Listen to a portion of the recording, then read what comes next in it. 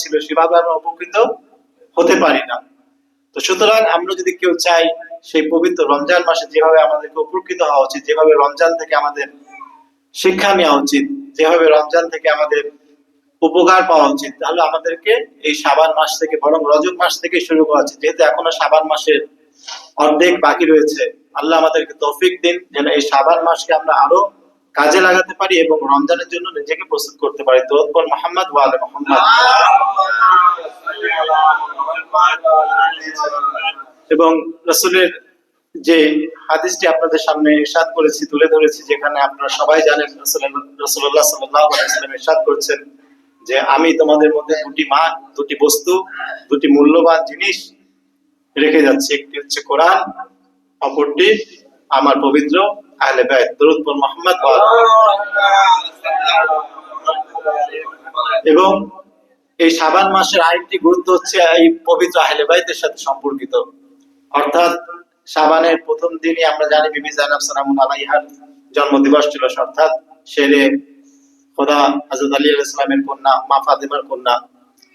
23 শাবান বেহেশতের যুবকদের সর্দার ইমাম হোসেন আলাইহিস সালামের জন্মদিবস ছিল।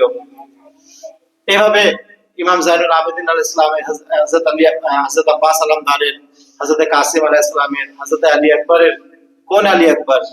যে আলী আকবর ছিলেন আমাদের রাসূলের সাদৃশ্য, অর্থাৎ তার চেহারার সাথে রাসূলের চেহারার মিল ছিল। অর্থাৎ ইমাম হোসেন আলাইহিস সালাম যখন কারবালার ময়দানে তার সেই পুত্র আলী আকবরকে রণাঙ্গনের দিকে পাঠাচ্ছিলেন, তিনি বলেছিলেন, হে উম্মাহ, তোমরা সাক্ষী থেকো, আজ আমি আমার সেই সন্তানকে কারবালার ময়দানের দিকে পাঠাচ্ছি, যে ছিল রাসূলের হুবহু সাদৃশ্য, অর্থাৎ চেহারায় তার মিল ছিল। অর্থাৎ বলা হয় তিনটা দিক থেকে হযরত আলী আকবর রাসূলের সাথে মিল ছিল।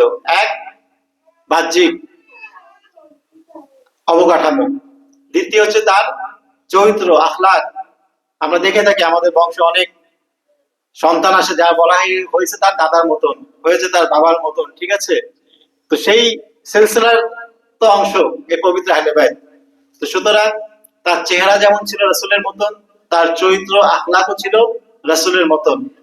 এবং তৃতীয় যে সাদৃশ্যটা যেটা ছিল হযরত আলী আকবরের রাসূলের সাথে, সেটা হচ্ছে মানতেকান, অর্থাৎ কথা বলার ধরন, কথা বলার যুক্তি।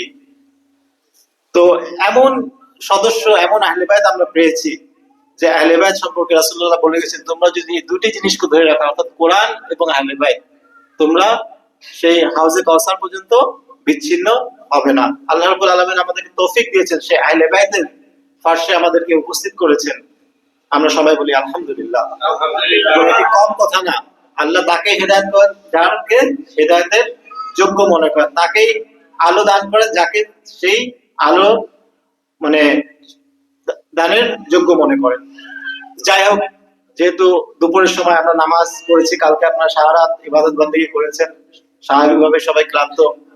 আমাদের মাওলানা মনোয়ার ভাই সুন্দর আলোচনা করেছেন, আমার দরকার ছিল না, আমি এসেছি আপনাদের সাথে ঈদের দিন মুমিন ভাইদের সাথে দেখা করা, একটা আনন্দই আলাদা। তো সেই উদ্দেশ্যে যাক, এখন এসেছি, নির্দেশ রয়েছে 5-6 মিনিট কিছু সময় বলেই আমি আপনাদের কষ্টকে লাঘব করবো। দরুদ পড়ুন মুহাম্মদ ওয়া আলে মুহাম্মদ।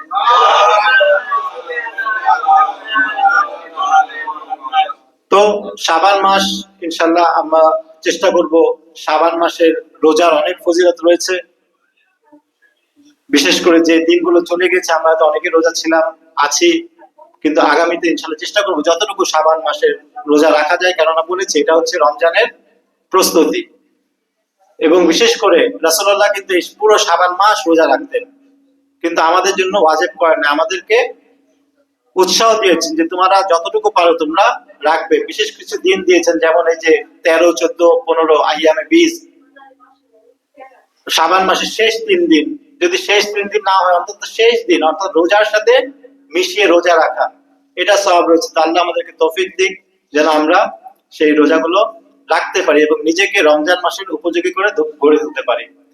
আজ যেহেতু ইমাম মেহেদী আলাইহিস সালামের জন্মদিন, সেই দিনের সাথে সম্পর্কিত, এবং যে ইমাম মেহেদী আলাইহিস সালাম সম্পর্কে প্রিয় নবী হযরত মুহাম্মদ সাল্লাল্লাহু আলাইহি ওয়াসাল্লাম ইরশাদ করেছেন, মান মাতা ওয়া লাম ইয়ারিফ ইমাম জামানিহি মাতা মিতাতান জাহিলিয়া, অর্থাৎ যে নিজের যুগের ইমামকে না চিনে মৃত্যুবরণ করবে, সে জাহেলিয়াতে মৃত্যুবরণ করলো। এটি একটি মুতাওয়াতের হাদিস। মুতাওয়াতের মানে এত বর্ণিত হয়েছে যেটা সবার কাছে স্বীকৃত যে হাদিসটি জাল না। অর্থাৎ আমাদের শিয়া, সুন্নি, ইসলামের প্রত্যেকটি মাযহাবের প্রত্যেকটি গ্রন্থে এই হাদিসটি এসেছে। হয়তো একটা দুইটা ওয়ার্ড এইদিকে ওদিকে হতে পারে, অর্থাৎ কিন্তু মূল ভাবার্থ এক।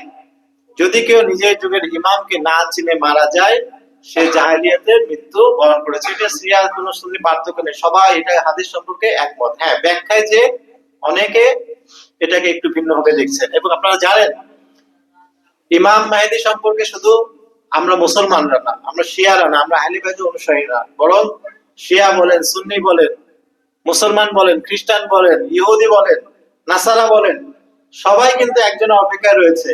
কি? শেষ যুগে একজন আসবেন যিনি এই দুনিয়াকে আদল আয় মানে ইনসাফে পরিপূর্ণ করবেন। তার অপেক্ষা কিন্তু সবাই করছে, কিন্তু পার্থক্য রয়েছে। পার্থক্য কি? এই জন্য যে ব্যাখ্যা, এবং আজ আমরা মুসলমান হিসেবে আল্লাহ রাব্বুল আলামিন পবিত্র কোরআনে ইরশাদ করছেন, যারা জানে আর যারা জানে তারা এক কি সমান? সমান না।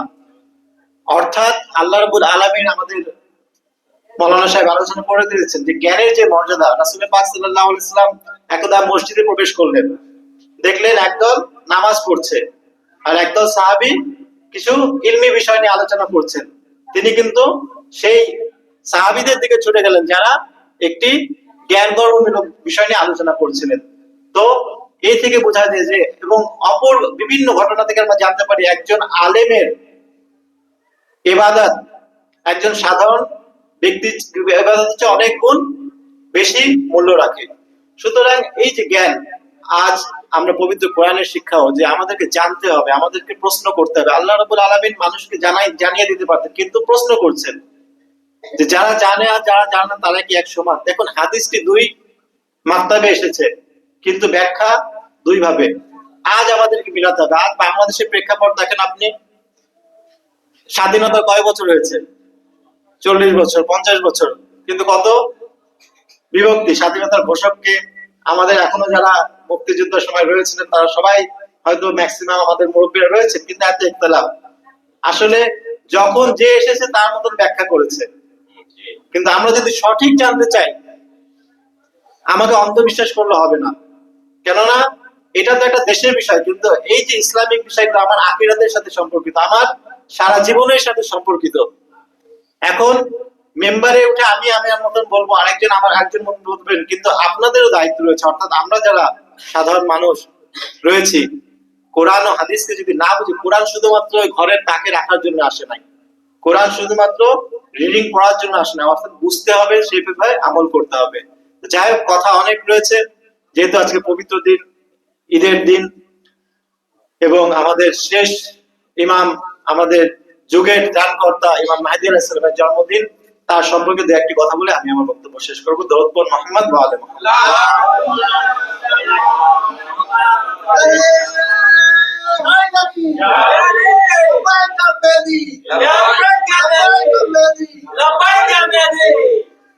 তো বলা হচ্ছিল যে নিজের যুগের ইমামকে না চিনে মৃত্যুবরণ করেছে।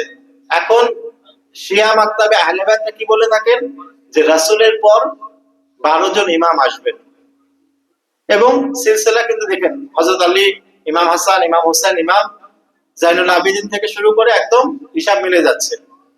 ঠিক অন্যরাও কিন্তু কি হিসাব করেছিলেন, খালিফা থেকে শুরু করেছিলেন, প্রথম খলিফা, খোলাফা রাশিদিন, তারপর বানি উমাইয়া, বানি, শেষে যে হিসাব মেলে না। এবং অপর এই হাদিস, মানে হাদিস একটা হাদিস সবাই স্বীকার করছে যে হাদিস এটা আছে সত্য, কিন্তু ব্যাখ্যায় যে চেঞ্জ হয়ে যাচ্ছে। সুতরাং এই যে 12 জন, এটা সবাই হিসাব করে যে আমরা 12 জন খলিফা আসবে, 12 জন নায়েব রাসূলের হবে, কিন্তু যখন হিসাব মিলাতে যায় তখন কিন্তু মাকতাবে আহলে বাইত ছাড়া অন্য কেউ আর হিসাব মিলাতে পারে না। ঠিক একই ভাবে শেষ যুগের ইমামকে না চেনে মারে, ইমামকে আমরা বলি সেই ইমাম হচ্ছেন আমাদের যুগের ইমাম, ইমাম মেহেদী আলাইহিস সালাম। কিন্তু অপরদিকে কেউ কেউ বলছেন না, হাকিম, অর্থাৎ ইসলামী দেশের যিনি হুকুম করেন। এতদিন আমরা দেখতাম যে সৌদি আরব আরব বিশ্ব ইনাদেরকে অনেক উঁচু জায়গায় দিতাম। এদের কর্মকাণ্ড কেননা মিডিয়া ছিল না, এত হোয়াটসঅ্যাপ ছিল না, ফেসবুক ছিল না, ইউটিউব ছিল না। কিন্তু আস্তে আস্তে ক্লিয়ার হয়ে যাচ্ছে যে তাদের নেতৃত্ব কেমন, তাদের ব্যক্তিত্ব কেমন। বিশেষ করে 3-4 দিন ধরে একটা বাংলাদেশে যারা জানেন অ্যাপেস্টাইল ফাইল প্রকাশ পেয়েছে, সেখানে আপনারা জানেন একবার দৌড় মোহাম্মদ ওয়ালে মোহাম্মদ, অর্থাৎ আমাদেরকে কার নেতৃত্ব দিচ্ছে? যারা কাফের নাসারা, Donald Trump, Elon Musk, Bill Gates, এরা তো নিজের জায়গায়। আমাদের মুসলমান শাসকরা সেখানে গিয়েছে সেই দ্বীপে, কি কি কর্ম করে যেটা একটা হাইওয়ান, একটা জানোয়ারও করতে পারে না। অ্যাপেস্টাইন ফাইল যারা এখনো জানেন না দেখুন। তো এরা আমাদেরকে নেতৃত্ব দিচ্ছিল এবং আমাদেরকে বোঝানো ছিল যারা ক্ষমতা থাকবে তাদের অনুসরণ করা, তাদের অনুগত করা ওয়াজিব। কিন্তু এখন যদি আমরা এই বর্তমান যুগের সাথে এই সবকিছু ক্লিয়ার হওয়ার পর এই হাদিসটাকে যদি রাখি, দেখো হিসাব মিলাতে পারছি না। সুতরাং সময় এসেছে আমাদেরকে কোরআন ও হাদিসকে সঠিকভাবে বুঝতে হবে। কোন রকম অন্ধবিশ্বাস ছাড়াই নিজের আকল দিয়ে, জ্ঞান দিয়ে, বিবেক দিয়ে, এবং কোন রকম মানে আমার বাপ দাদা করে আসছে আমাকেও সেটা করতে হবে, তাহলে কিন্তু আমরা, তাহলে তো রাসূলের যুগেও রাসূল এসেছেন, ইহুদিরা কিন্তু অপেক্ষায় ছিল যে তাদের মধ্য থেকে একজন আসবে। যখন দেখলো যে তাদের মধ্য থেকে আসবে, তখন রাসূলকে স্বীকার করলো না। তো এই জন্য আমাদেরকে অবশ্যই বর্তমান যুগে যে কাজটি সেটি করতে হবে, সেটি হচ্ছে কোরআন ও হাদিস থেকে মানে মূল যে শিক্ষাটা, সবার বক্তব্য আল্লাহ রাব্বুল আলামিন পবিত্র কোরআনে ইরশাদ করেছেন যে সবারটা শোনো, কিন্তু বেছে নাও সেটা যেটা উত্তম, আহসানু কওল। আজ আমাকে প্রশ্ন করছিলেন যে আমাদের ওয়াজিফা কি, আমাদের বর্তমান যুগে আমাদের কর্তব্য কি, এটি বলে আমি আমার বক্তব্য শেষ করব। আমি এই প্রশ্নের পরিপ্রেক্ষিতে আমার একটা কথা মনে পড়লো যে আমাদের ইমামরা এই শেষ যুগ সম্পর্কে দুটি কথা বলে গেছেন যে শেষ যুগে তোমরা দুটি কাজ করবে, দুটি বিষয় সম্পর্কে সতর্ক থাকবে। একটি কি? একটি হচ্ছে তোমাদের ঈমানকে রক্ষা করবে। অর্থাৎ এই যে শেষ যুগের ইন্তজার, অপেক্ষা, এটা কিন্তু এত সহজ না। যে কোনো পরীক্ষা কিন্তু কি, পরীক্ষা তো পরীক্ষাই, পরীক্ষা সবসময় যত কঠিন হবে তত আপনার মর্তাবা বাড়বে। আল্লাহ রাব্বুল আলামিন তার রাসূলদেরকে পরীক্ষা নিয়েছেন, তারপরে সেই ইসলাম দান করেছেন। সুতরাং আমাদেরকে পরীক্ষা দিতে হবে। তো ঈমান, আমরা ইমাম মাহদীর অপেক্ষা করছি। এখানে অনেক মানুষ বলে যে, যেটা মাওলানা সাহেব বলে গিয়েছেন, যে একজন মানুষ কি 1200 বছর বেঁচে থাকতে পারে? ঠিক আছে, আরো অনেক প্রশ্ন। যদি থাকতেন তাহলে এত জুলম ফেসাদ চলছে, তিনি কেন নিশ্চুপ রয়েছেন? এভাবে অনেক কিছু। তাই এইগুলো আগে আমাদের ঈমান দুর্বল করে দিতে পারে যদি আমি সঠিক উত্তর না জানি। উত্তর রয়েছে, আমাদেরকে খুঁজে বের করতে হবে। আমি একটি হাদিস এখানে ইরশাদ করব, ইনশাআল্লাহ আশা করি আপনাদের অনেক উত্তর আপনারা এই হাদিসের মাধ্যমে পেয়ে যাবেন। দরুদ পড়ুন মুহাম্মদ ওয়া আলি মুহাম্মদ। সুতরাং ইমামরা বলছেন যে এই যে শেষ যুগে তোমাদের প্রথম দায়িত্ব হচ্ছে তোমাদের ঈমানকে মজবুত করবা, তোমাদের ঈমানকে দৃঢ় করবা। কি সম্পর্কে? গায়বাত সম্পর্কে। ইমামের মানে এই যে গোপন সম্পর্ক, অর্থাৎ তিনি যে অন্তরালে রয়েছেন আমাদের, এই সম্পর্কে তোমার অনেক সময় শত্রু বিভিন্ন প্রশ্ন তৈরি করতে পারে, তোমার মনে সংশয় তৈরি করতে পারে, বা তোমার নিজের মনে প্রশ্ন আসে আসলে কি এটা সম্ভব?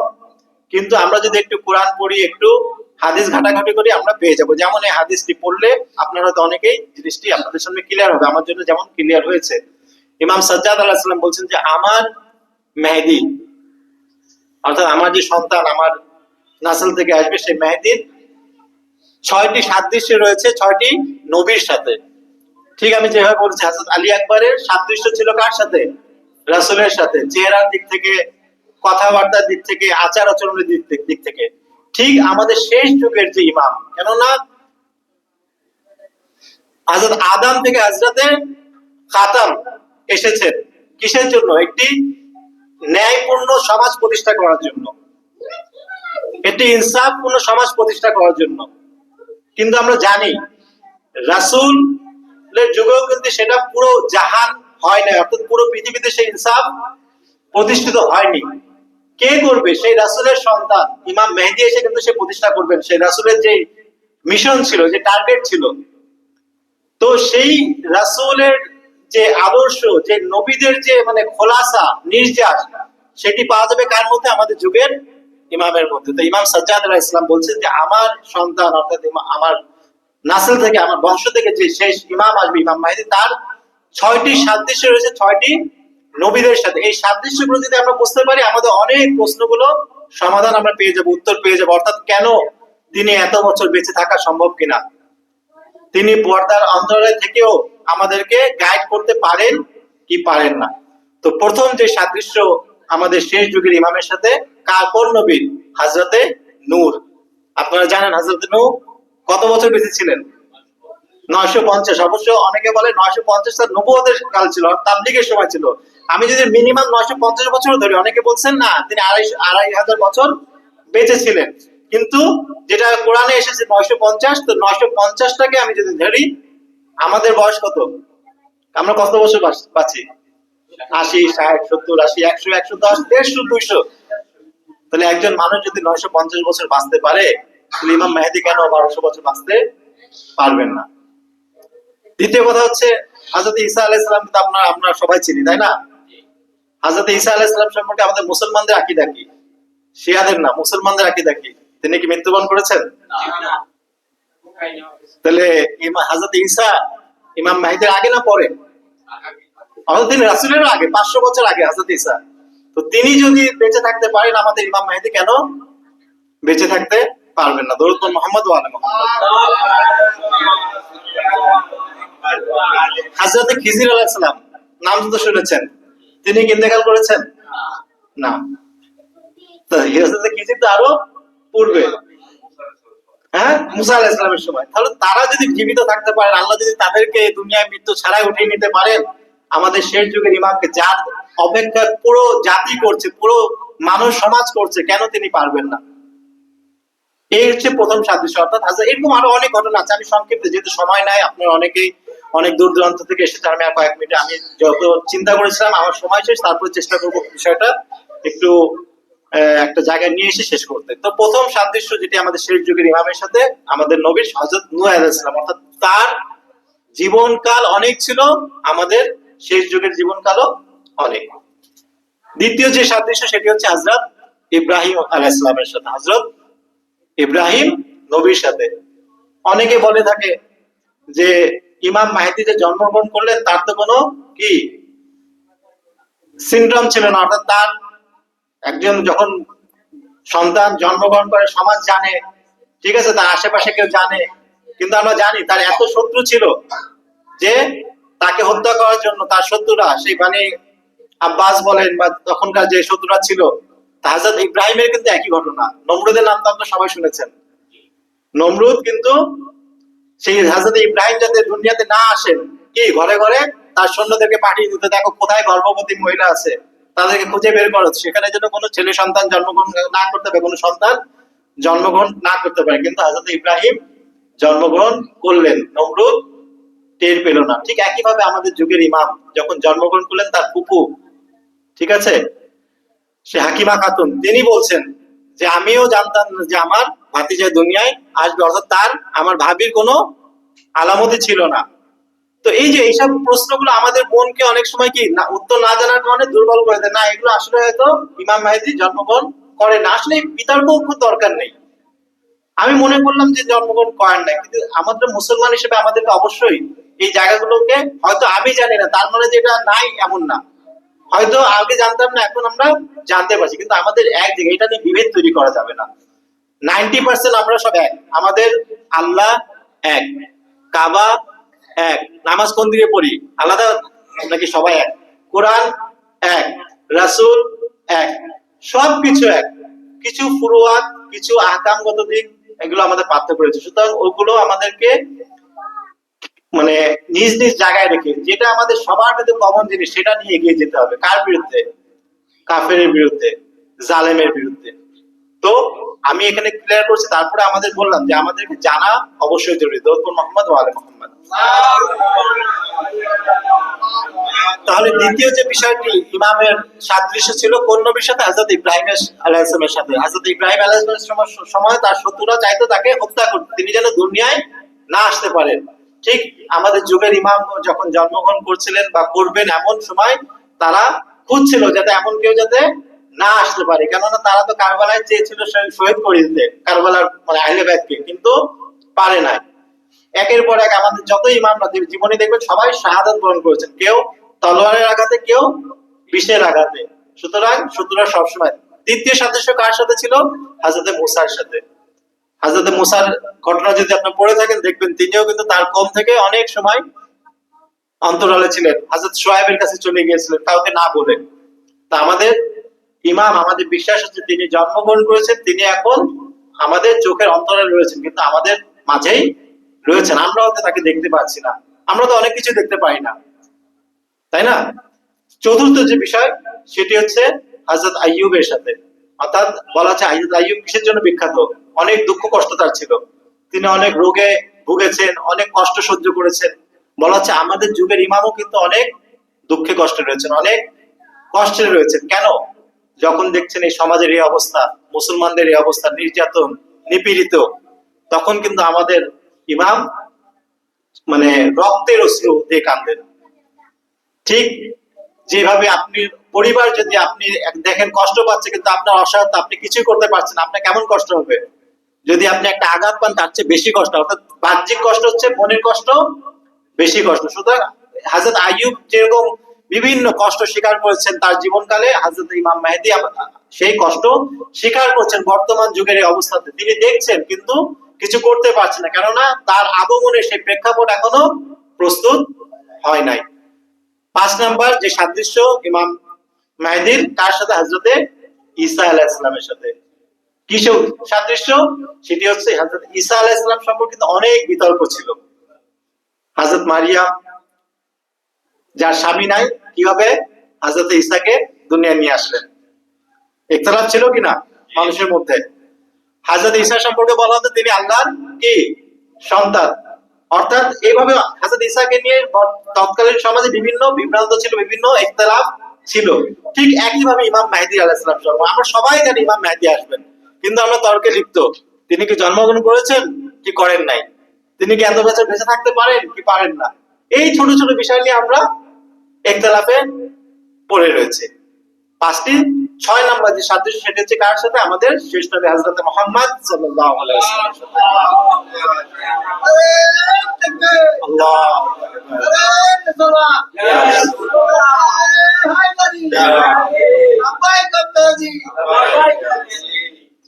শেষ সাদৃশ্য আমাদের যুগের ইমাম কার সাথে? আমাদের শেষ নবীর সাথে। কি সাদৃশ্য? অর্থাৎ বলা হচ্ছে ঠিক যেভাবে হযরত রাসূল ইসলামকে কায়েম করেছিলেন, বলা হয় কিসের মাধ্যমে?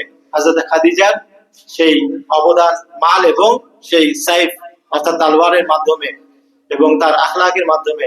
এই যুগেও ইমাম আসবেন সবচেয়ে আধুনিক সেই মানে টেকনোলজি এবং সেই প্রস্তুতি নিয়ে, যেটা আমরা বলছিলাম যে আমাদের কি করতে হবে, আমাদেরকে সেই জ্ঞানের উচ্চ শিখরে যেতে হবে। কারণ বর্তমানে জ্ঞানের শক্তি হচ্ছে সবচেয়ে বড় শক্তি। একটা অ্যাটমিক বোমা বানাবেন কি দিয়ে? আপনাকে জ্ঞান দিয়ে বানাতে হবে, ঠিক আছে? তো ইমাম মেহেদী আলাইহিস সালাম আসবেন কি হিসাবে?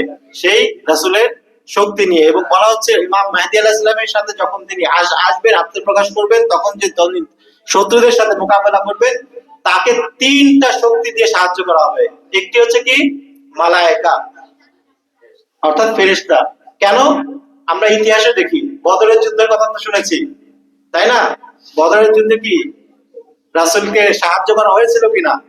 সেই গায়েবের সাহায্য ফেরেশতাদের মাধ্যমে, ঠিক আছে? ঠিক একই ভাবে ইমাম মেহেদী যখন আসবেন তার সাথে ফেরেশতাও থাকবেন। দ্বিতীয় বিষয় হচ্ছে কারা? মুমিনরা। ঠিক রাসূলের পাশে যেমন তখনকার মুমিনরা তার সাথে ছিল, ঠিক ইমাম মেহেদী আলাইহিস সালামের সাথে তার মুমিনরা, তার ঈমানদাররা তার সাথে থাকবে।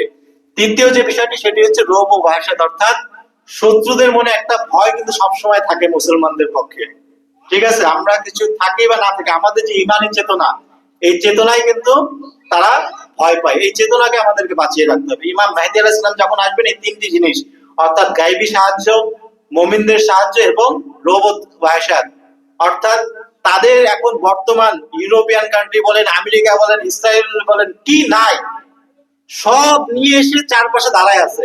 ইরান এক দেশ, কোন মুসলমান দেশ কিন্তু তাকে সাহায্য করছে না, তারপরে সাহস পাচ্ছে না। লিবিয়া ধ্বংস করলো, ইরাক ধ্বংস করলো, আফগানিস্তান ধ্বংস করলো, পুরো দুনিয়া ধ্বংস করে দিল। ভেনেজুয়েলা থেকে প্রেসিডেন্টকে উঠায় নিয়ে আসলো। ইরান কি এমন কান্ট্রি? ওই ইমানি দায়িত্ব মানে চেতনা, সেই ইমানি মানে মুসলমানদের সম্পর্কে একটা যে রোগ ভাষা, আল্লাহ তাদের অন্তরে ঢেলে দেন। ঠিক আছে, সেখানে আর ওই যে আধুনিক অস্ত্র কোনো ক্যালকুলেশন কাজ করে না। তো যাই হোক, আমাদের ইমাম জাইনুল আবেদিন আলাইহিস সালাম বলেছেন যে আমাদের সেই যুগের ইমামের সাথে 6টা নবী সাদৃশ্য রয়েছে, এবং এই 6টা সাদৃশ্যের মাধ্যমে কিন্তু আমরা অনেক প্রশ্নের উত্তর পেয়ে যাই। অর্থাৎ যে প্রশ্নগুলো আমাদের সমাজে ঘুরছে যে ইমামকে এতদিন বেঁচে থাকতে পারবে, আমরা বলেছি হযরত ঈসা সম্পর্কে আপনার কি মতামত, হযরত খিজির সম্পর্কে কি মতামত। ইমাম চোখে মানে আমাদের চোখের অন্তরালে আমরা বলছি পুরো বিশ্বকে চালাচ্ছেন আল্লাহর দায়িত্বে, তাই না? আপনারা বলবেন কিভাবে সম্ভব? হযরত জিবরাইল আছেন কিনা, তিনি তার দায়িত্ব পালন করছেন কিনা? হযরত জিবরাইলকে আমরা দেখছি, হযরত আজরাইলকে আমরা দেখছি, কিন্তু তিনি মানুষের জান কবজ করছেন কিনা? সুতরাং আমরা হয়তো দেখছি না, আমরা হয়তো জানি না, তার মানে এটা না যে এটা নাই। ঠিক আছে, তো এই বিষয়গুলো আমরা যদি একটু কোরআন পড়ি, একটু হাদিস পড়ি, একটু যদি ইসলামী ইতিহাস নিয়ে আলোচনা করি, এই সমস্যাগুলো আমাদের সমাধান হয়ে যাবে। মুহাম্মদ ওয়া আলি মুহাম্মদ। তো যেটি বলছিলাম যে আমাদের ইমামরা বলেছেন শেষ যুগে তোমরা দুইটি কাজ করবে, একটি হচ্ছে তোমাদের ইমানকে পাকাপোক্ত করবে। অর্থাৎ এই যে বিভিন্ন ধরনের সংশয় রয়েছে তোমাদের মধ্যে, বিভিন্ন ধরনের প্রশ্ন রয়েছে, প্রশ্নের উত্তরগুলো খোঁজো, বসে থেকো না, আলেম ওলামাদের সাথে আলোচনা করো, আলেম ওলামাদের সাথে পড়ো, বই পড়ো, পুস্তক পড়ো, নিজে জানার চেষ্টা করো। এটা তোমার ইমান নষ্ট হবে, বরং ইমান কাবি হবে। দ্বিতীয় যে বিষয়টি সেটি হচ্ছে শত্রুদের যে প্রচারণা, শত্রুদের যেই চেষ্টা, সেখান থেকে তোমরা সচেষ্ট থাকো। অর্থাৎ ইমাম গায়বাতে রয়েছেন, বললাম ইমাম গায়বাতে রয়েছেন, কিছু চাইলেও করতে পারছেন না, সেক্ষেত্রে আমাদেরকে বসে থাকলে হবে না, কেন আমাদের যারা শত্রু তারা কিন্তু বসে নাই। আপনারা দেখবেন বর্তমান সমাজে আমাদের ইমামদের থেকে বলছি যে আমি ইমাম মেহেদীর নায়েব। অনেকে তো এই যে কয়েকদিন আগে মনে হয় রাজবাড়ী বা এখানে রয়েছে, অনেকে নিজেকে ইমাম মেহেদী দাবি করেন বা ইমাম মেহেদীর কি নায়েব দাবি করেন, প্রতিনিধি দাবি করেন। ইমাম মেহেদী আলাইহিস সালাম তার শেষ নায়েবকে বলে গিয়েছিলেন, অর্থাৎ তার গায়বাতে সুগরা এবং গায়বাতে কুবরা 255 হিজরিতে তিনি জন্মগ্রহণ করেন, এবং 329 হিজরি পর্যন্ত তিনি মুমিনদের সাথে, অর্থাৎ তার যে বিশেষ বিশেষ ব্যক্তিত্বরা ছিল, যাদের বলা হয় 4জন নায়েব ছিল, 4জন প্রতিনিধি ছিল, তাদের মাধ্যমে সাধারণ মুসলমানদের সাথে, সাধারণ মুমিনদের সাথে তিনি যোগাযোগ রক্ষা করতেন। শেষ নায়েবকে তিনি বলে গেছেন, দেখো আর কয়েকদিন পর তোমার মৃত্যু হবে, এরপরে কিন্তু আমি সেই গায়বাতে কুবরা অর্থাৎ বড় অন্তর্ধানের দিকে চলে যাব।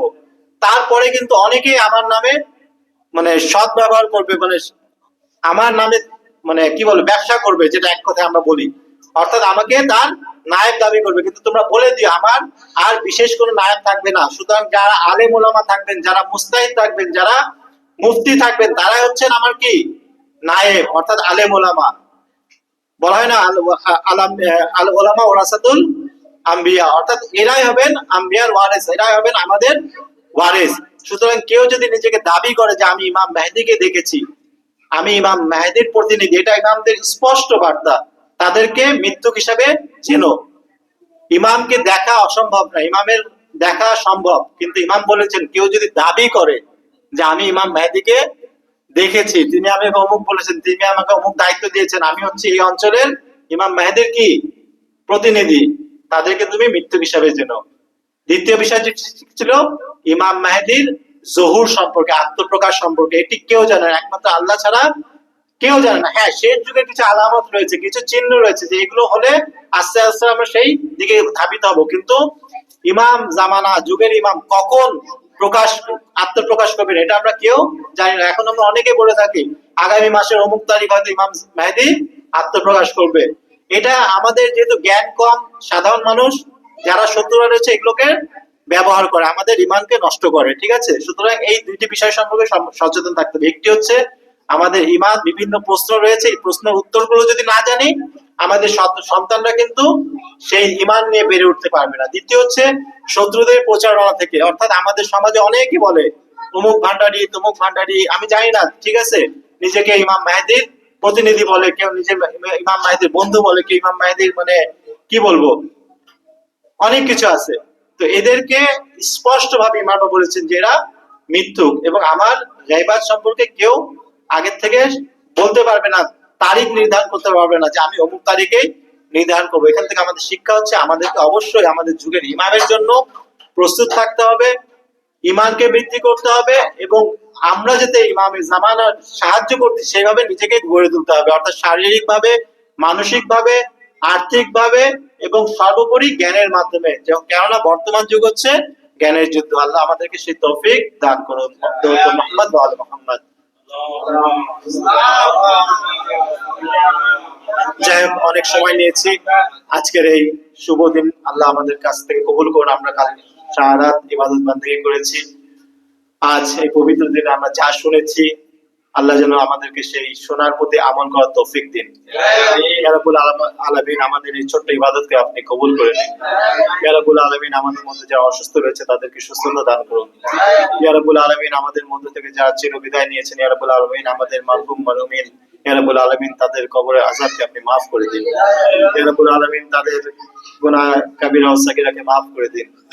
ইয়া রাব্বুল আলামিন, আমাদের মধ্যে যে যারা ইয়া রাব্বুল আলামিন বিভিন্ন সমস্যায় জর্জরিত, ইয়া রাব্বুল আলামিন, আর্থিক সমস্যা, পারিবারিক সমস্যা, ইয়া রাব্বুল আলামিন, তাদের সমস্যাকে আপনি ইলমে গায়ব আপনার খাজানা দ্বারা সমাধান করে দিন। ইয়া রাব্বুল আলামিন, আমাদের সন্তানদেরকে মুহাম্মদ ওয়া আলি মুহাম্মাদের আদর্শে আদর্শিত হওয়ার তৌফিক দান করুন। আমাদের সন্তানদেরকে, যুবকদেরকে, আমাদেরকে ইয়া রাব্বুল আলামিন কোরআনের আলোয় আলোকিত হওয়ার তৌফিক দান করুন। ইয়া রাব্বুল আলামিন, আমাদেরকে সব সময় জালেমের বিপক্ষে এবং মুসলিমের পক্ষে থাকার তৌফিক দান করুন। ইয়া রাব্বুল আলামিন, আমাদের আলেম ওলামা, মুসলমান, মুমিন মুমিনাত যে যেখানে রয়েছেন, ইয়া রাব্বুল আলামিন, তাদের জান মাল আবরুকে আপনি রক্ষা করুন। ইয়া রাব্বুল আলামিন, বিশেষ করে আমাদের যারা নেতৃত্ব দিচ্ছেন, ইয়া রাব্বুল আলামিন, আমাদের সৈয়দ আলী ফামিলি, সৈয়দ আলী সিস্তানি সহ সকল মারাজের তাকলিদ, ইয়া রাব্বুল আলামিন, তাদেরকে আপনি দীর্ঘায়ু দান করুন। ইয়া রাব্বুল আলামিন, আমাদের যুগের ইমামের আত্মপ্রকাশকে ইয়া রাব্বুল আলামিন জহুরকে ত্বরান্বিত করুন। ইয়া রাব্বুল আলামিন, আমাদেরকে ইমানের সহিত ইয়া রাব্বুল আলামিন আপনার কাছে আসার তৌফিক দান করুন। ইয়া রাব্বুল আলামিন, যে কোরআন ও আহলে বাইতকে আল্লাহর রাসূল আমাদের মাঝে দিয়ে গেছেন, ইয়া রাব্বুল আলামিন, সেই কোরআন ও আহলে বাইতকে যেন আমরা আঁকড়ে ধরতে পাই, সেই তৌফিক দান করুন। ইয়া রাব্বুল আলামিন, এই কোরআন ও আহলে বাইতের সম্পদ নিয়ে যেন আমরা সেই আখিরাতে সফর করতে পারি, সেই তৌফিক দান করুন। ইয়া রাব্বুল আলামিন, সর্বোপরি আমাদের এই ইবাদতকে আপনি কবুল করুন। بحق محمد وآل محمد اللهم صل على محمد وآل محمد وعجل فرج. اللهم صل على محمد.